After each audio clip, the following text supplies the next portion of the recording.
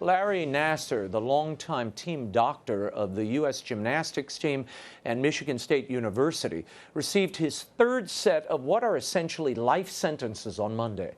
Nassar pled guilty to 10 counts of first-degree criminal sexual assault.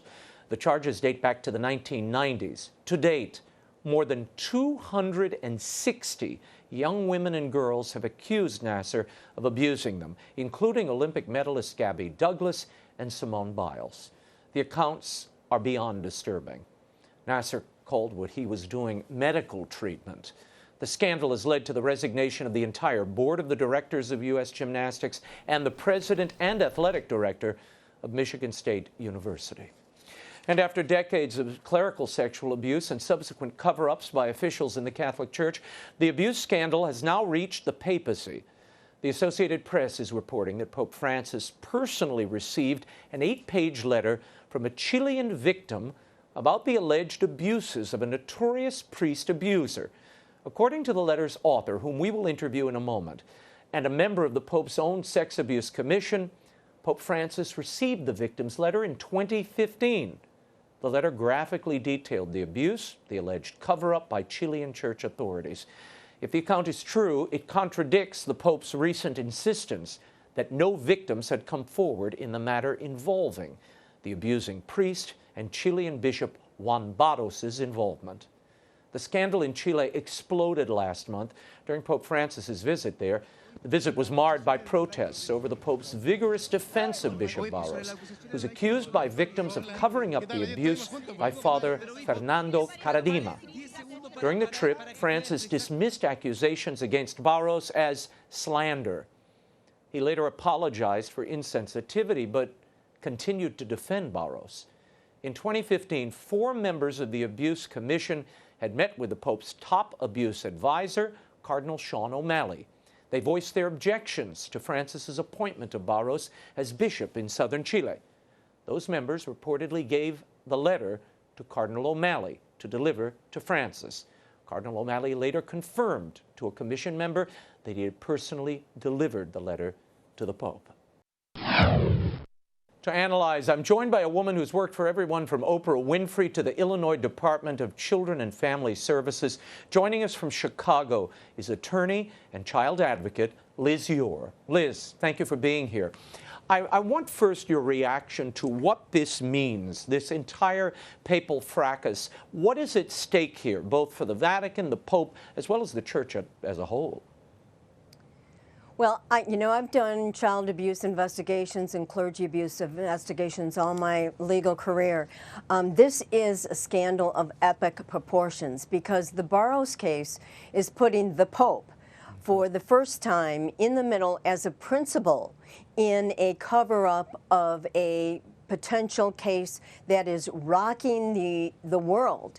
And I think, quite frankly, many of us were hoping that we had learned that zero tolerance was an important goal for the church that should be practiced. And it looks like we are quickly slipping backwards as a result of this case and under this papacy. Now, Liz, you've been watching this story very closely for a long time. In a moment, we're going to talk with the victim, Juan Carlos Cruz, who wrote that letter that was given to the Pope, allegedly in 2015. I want to play something for you because this is critical. The Pope has been very insistent that there is no evidence against Barros since he appointed him in 2015. And as recently as last month, January 22nd, the Pope had this to say on the return flight from Chile. Watch. En el caso de Barros se estudió, se reestudió y no hay evidencias. He says in the case of Barros, it was observed, it was studied, there is no evidence. That's what I meant to say. I don't have evidence to convict him. If I convicted him without evidence or moral certainty, I would commit an offense of a bad judge. Cometería yo un delito de mal juez. The best thing to do, the Pope goes on, he or she who believes it's the case, provide the evidence quickly, if they believe that's truly the case. At this time, I don't believe it's so, because there's no evidence. My heart is open to receive it, though. Liz, your reaction to that before I go to Juan Carlos?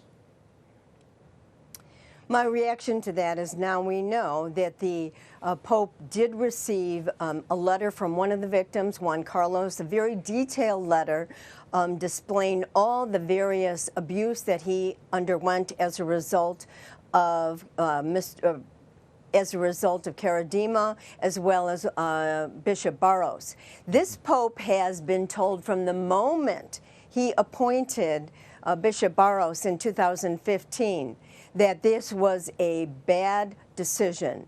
Both the Chilean Archbishop Conference told him to revoke this appointment. He received petitions and letters and calls, yet ignored them all. In fact, also, there was a Chilean judicial inquiry and criminal investigation, which found all the victims who had testified, including Juan Carlos, to be very, very credible, and that there was a major cover-up of the abuse by Father Caradima.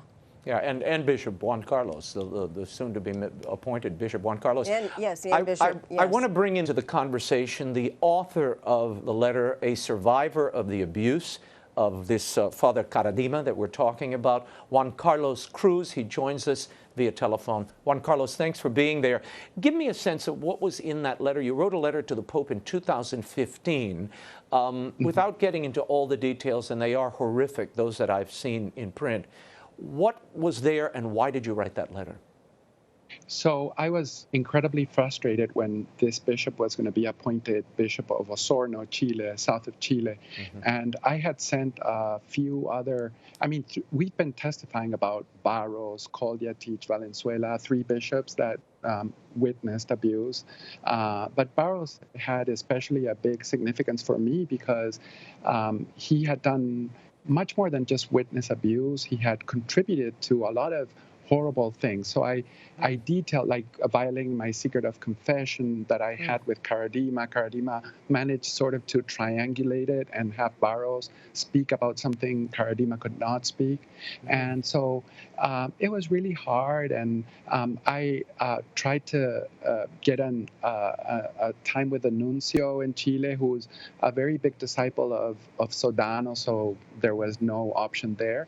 But then through Marie Collins and Cardinal O'Malley, we managed to get this letter in the hands of the Pope in 2015. And I detailed all the horrible things that Barros, on top of the others, but focusing on Barros right now, that he witnessed how Caradima abused us. I would say, let's say, I don't know, I don't want to get into details, but the preliminaries, because obviously the worst abuse happened behind closed doors, but he witnessed a lot of abusive behaviors, not only sexual, but also a lot of psychological abuse that he contributed because he was sort of a one of the Caradima's guys to go yell at people for doing certain things. It's hard. Unbelievable. So you write this letter in 2015. Now, the Pope, during his trip to Chile, said this is slander that people are throwing toward Bishop Barros, and that no witnesses have come forward. There's no evidence at all. What did you think when you heard that? Well, I was really hurt because we're used to Cardinal Errázuriz, to Cardinal Izzati to lie to us. And, you know, there were these emails that were hacked out of their accounts when I was appointed to the Commission of the Protection of Minors. And they called me a serpent and someone who would tell my story versus the reality that they wanted known. And so all these were published and they were very embarrassed, but it was the true colors. So I we're used to them treating us that way, but to hear the Pope say something like that, it saddened me a lot. Now, obviously, at the center of this is that the letter in question, we have pictures now of Marie Collins handing the letter to Cardinal O'Malley, which Cardinal O'Malley called you, didn't he, and assured you that the letter was indeed given to Pope Francis. He reassured Marie and the others that the Pope had received the letter that he had given. So then, after the Pope came to Philadelphia, where I live, and I had gone to Chile those days, Cardinal O'Malley called me to apologize for those emails of these cardinals. So we got off that topic, and he said that that the Pope had received that letter. Aha. So he gave you the assurance that it was absolutely Yes. received. So what do you Absolutely. make of the papal confusion or denial on this, that no one has come forward? They haven't provided any evidence of a judgment. Did you feel betrayed by that? Oh, absolutely. I had so much hope in Pope Francis when he was elected to be our Pope. Because I'm Catholic, because I love the church, and because despite everything that has happened to me, nobody is going to take my faith, which I hold dear, and my love for the Lord and Our Lady.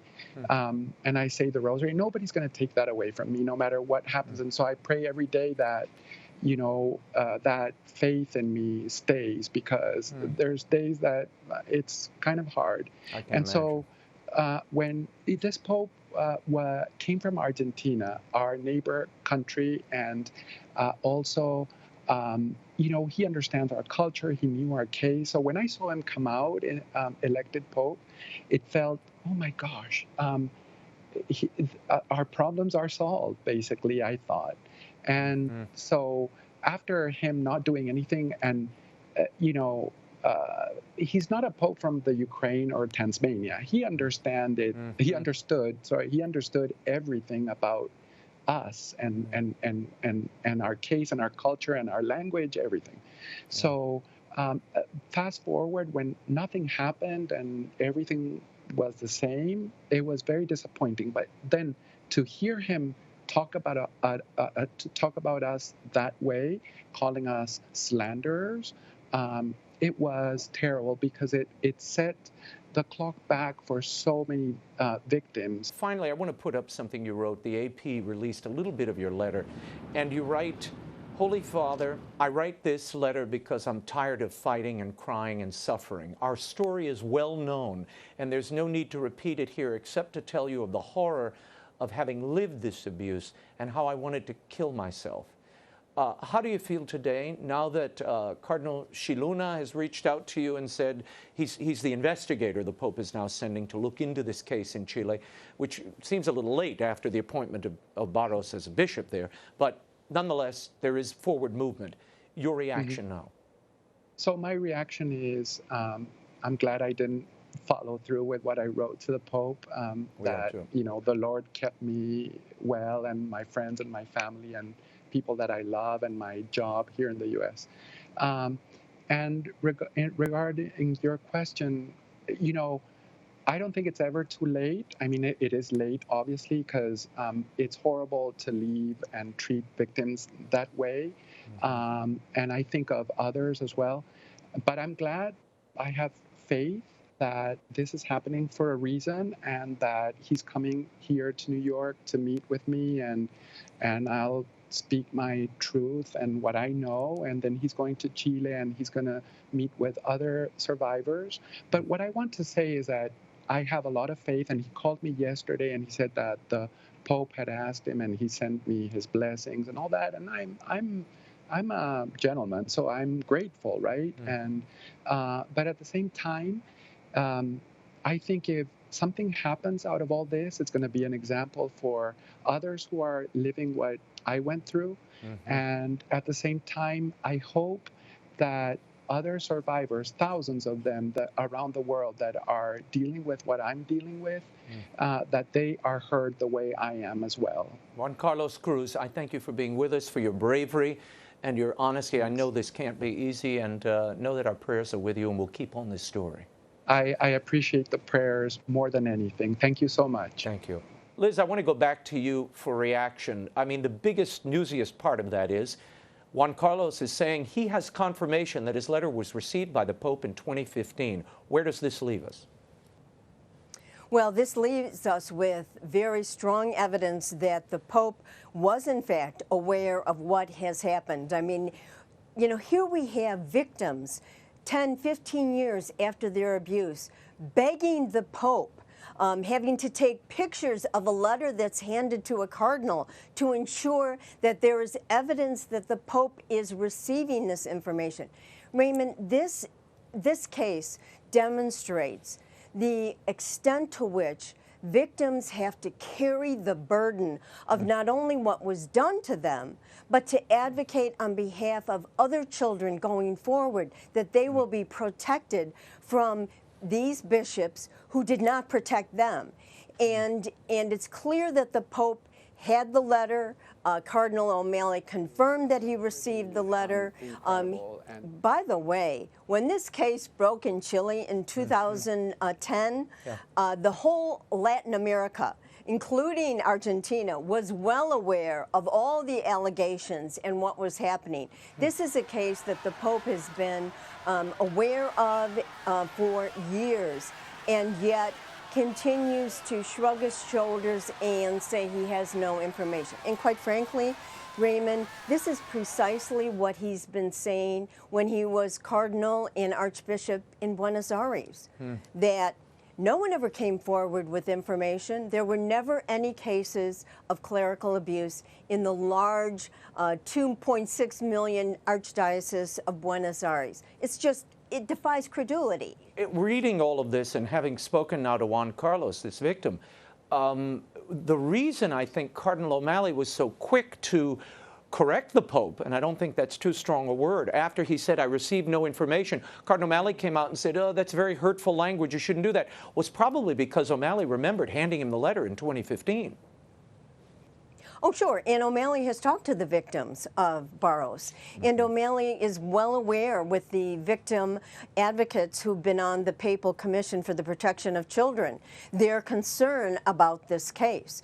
O'Malley knows full well the nature of the evidence, and he's interviewed enough victims of clergy abuse to understand when victims have been abused or hurting or credible. And so particularly in this case, I think it's interesting that he immediately, corrected it, probably great personal peril, corrected the Pope, and believes these victims and wants to intervene to protect the children from Bishop Barros, who covered up Caradima's just incredible decades-long abuse of boys and young teens. Well, Juan Carlos, in the interview there, alluded to the fact that Bishop Barros was present during some of the precursor to the real abuse, but that he certainly witnessed some things that are disturbing, or would be disturbing to any of us. This is zero tolerance, Raymond. Here is, and this is highly unusual, this isn't just simply a cover-up of a predator priest. This is Barros present in the room when the abuse is ongoing with these young minor boys. Additionally, I would argue as a child advocate that he was involved in sexual exploitation of children, grooming of children, as a result of the behavior between Barros and Caradima, the kissing, the groping, in front of children. So I don't think this is simply just a case, as bad as it is, of a cover-up of an abuser. This is also sexual exploitation of children in a grooming gang of predator priests. This is why it is so heinous. Yeah, it's disturbing. And it also begs the question, and this is why I'm having trouble putting all of this together. A Chilean news station released in October of 2015 comments made by the Pope in May of 2015, and it's he defending the appointment of Bishop Juan Barros despite these allegations that he covered up the abuse of this Father Caradima. Here's the Pope addressing some of these protesters. Watch. But it's a church, the Osorno community, which lost its liberty because it has let its head be filled with what politicians say, judging a bishop without any proof after 20 years. Think with your head. Don't be led around by the nose by these leftists who are the ones who orchestrated all of this. The only accusation against the bishop was dismissed by the judicial court. Sí, por favor. So please, don't lose your No serenity. pierdan la serenidad. Osorno is suffering Sufre, sí. because it's dumb. Tonta. Liz Yore, some say there's a disconnect between what the Pope says and his actions. Your thoughts and your reaction to what we just heard. You know, it is absolutely baffling and very curious.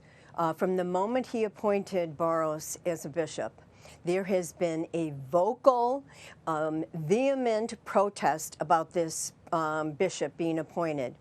And the Pope has continually ignored the pleas of other bishops from Chile, of priests, of laity, of the legislature from Chile. There was an investigation even of this appointment of Barros by the Vatican, which he personally intervened and said he was going to stand by his appointment of Barros. And here he's in St. Peter's Square, basically calling the people of Osorno. These are the faithful, daily mass-going, rosary-praying, faithful people who want a good shepherd, calling them stupid. You know, I would argue quite strongly that it's the people on the ground that know the victims, that know Barros, and that have really studied this case a great deal. And are, you know, this hasn't stopped for the last 4 years. They've been pleading with the Pope to listen to them. It's just shocking that he would ignore and dismiss these pleas. And it's also shocking that you would give lip service to zero tolerance, but you wouldn't practice it. Why would anybody do this, Liz? I mean, if you know there's victimization going on, is it a misplaced mercy where he's thinking these priests are being marginalized, they're being removed or slandered by their political enemies, and I have to defend my priest? Is that what's going on? Like that case of Father Mauro Isoli, who was removed by the Congregation for the Doctrine of Faith in 2012, but defrocked. But then the Pope brings him back. What do you make of those gestures? Is that mercy, or is that a misplaced mercy? I think it's a misplaced mercy. It's mercy for the predator priests. It may be clericalism. There are many people who know him from Argentina who have said this is classic Bergoglio, to provide mercy to the predators and ask everybody else to move on. But it is extremely dangerous as the head of the Catholic Church. You know, the last appeal. That this is the kind of behavior that is going to be mimicked around the world by bishops. Well, if the Pope is not going to intervene and impose zero tolerance, why should I? And this is the thing that people will not recognize and needs to be reaffirmed. A predator, unless they're behind bars or 6 feet under in the grave, are not safe. And children are at risk no matter how old a predator is. And that's why zero tolerance is so essential. I mean, this beautiful church of ours has lost billions. Millions have fled the church because of this scandal. And it would seem to me that the conclave of 2013, the first qualification of the next pope, would be what is his track record on the clergy abuse scandal. And a quick vetting of Jorge Bergoglio would have found that he was not aggressive, he was not proactive. In fact, he had no predator priest. And that, in my mind, should have been a red flag, and that they should have moved on. Well, I think we're just now seeing a continuation of that. He is now investigating this. He sent Cardinal Chiluna out to interview some of the victims. He's going to Chile to do an investigation. A, where do you think that will lead? And B, my final question, the Congregation for the Doctrine of Faith did such an amazing job vetting these cases, dismissing a lot of priests at the height of the sexual abuse scandal in Europe and the United States. The Pope has floated the idea of moving a tribunal there to try clergy abusers and bishops involved. A good idea, and do you think it'll happen? I think that's a bad idea. I think we finally hit our pace at the CDF, where they were under Cardinal Ratzinger. They were being very aggressive and proper and thorough in investigating these cases and building up a level of trust with the faithful. With respect to Monsignor Cicluna's investigation into Chile, you know, I mean, I feel like throwing my hands up. I can't imagine how the victims must feel. Yet another investigation, the umpteenth time they have to tell their story. By the way, there was a thorough investigation under Pope Benedict at the CDF of Caradima, and I have to believe that there are mountains of information and evidence at the CDF in the Vatican about Bishop Barros. So we'll see what happens, but I think the damage is done. And by the way, there are plenty of cases in the pipeline just like Barros that have been covered up, maybe even some even worse than the Barros case. Those cases are going to be haunting this papacy and really causing also, you know, a rift in the major protection of children that Ratzinger and Pope Benedict, as a result, had worked very hard to really build up trust within the faithful and to put in a system that was going to root out the predators. And I think that has been just blown up, and I think we are back to square one in the Vatican. Elizabeth Yore, thank you for being here. Elizabeth's columns and other important resources to help protect children from abuse and exploitations can be found at Yore Children, Y-O-R-E children.com. I know this is a hard story, but I thought we had to honestly look at it, analyze it, and tell you what's really going on.